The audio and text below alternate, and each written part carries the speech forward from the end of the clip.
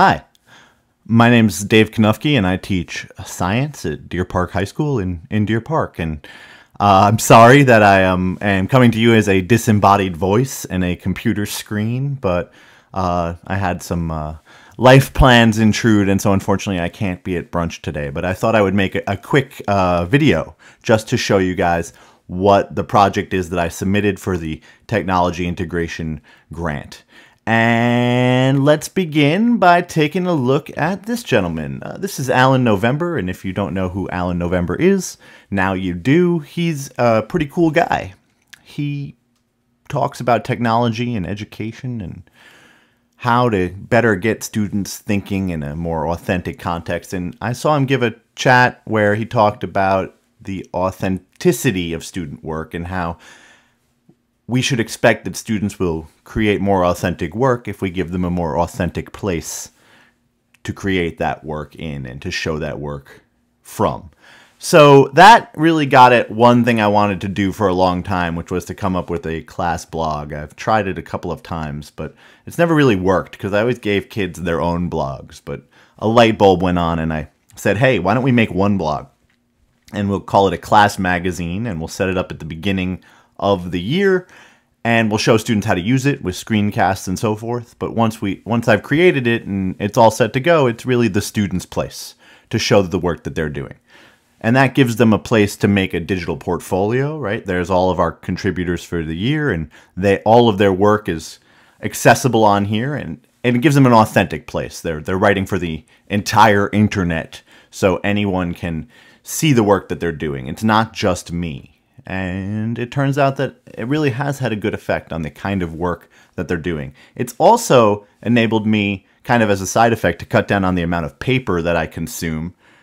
Because students are posting everything online, I can do all the grading online as well, and we'll talk about that in a second. But so this is the site. It's really just a pretty standard blogger blog, and I set it up at the beginning of the year, and then I said, hey, this is what you guys are going to be doing. And we keep a running list of various blog tasks, which include the due dates for assignments and when assignments should be up and what should be in them and all of those sorts of things that students can always go to. We have links to other things as well.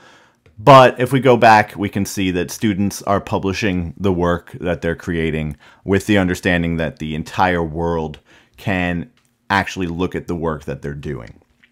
So any project, students document something about it. Right now, students are doing a couple of end-of-the-year sort of fun projects. This is a visual modeling of organisms in a population showing the effects of evolution. So students post their pictures and they write a little bit about them. But students, of course, also document all of their lab experiences. So any lab report that students write, they write it in Google Docs or they upload it to Google Docs, and then they make it publicly viewable, and they post the publicly viewable link on the site. So if we click on any of these, we can get taken to the actual lab that the student has written, the entire report. We give them guidelines that they follow. There's a rubric that they're given, a very detailed rubric and series of guidelines.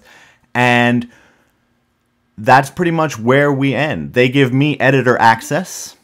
At my work, we have work Google Apps, and I can grade according to the rubric in the Google Apps, Google Docs back end, where the spreadsheet exists and so on and so forth. So that doesn't have to happen in public because that would be a terrible thing.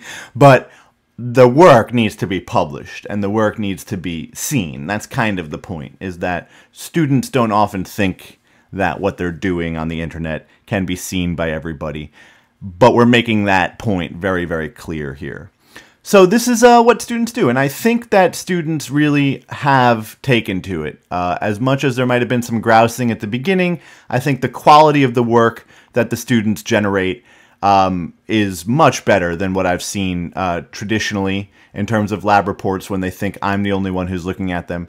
And it's really nice to be able to watch a student's work progress over the course of the year as they get more and more developed and practiced in thinking like a scientist. So that's the project. I hope it was interesting to you guys. I would really like to take a moment just to thank everybody who looked at this project and thought it was a worthwhile use of technology in the classroom. And I would also like to congratulate everybody who's being recognized today. I think it's a huge honor. and congratulations to one and all. So thanks so much. Enjoy the rest of your brunch. And again, I'm sorry I can't be there in person, but I'm sure we will meet if we haven't already met someday, somewhere. Thanks. Have a good day.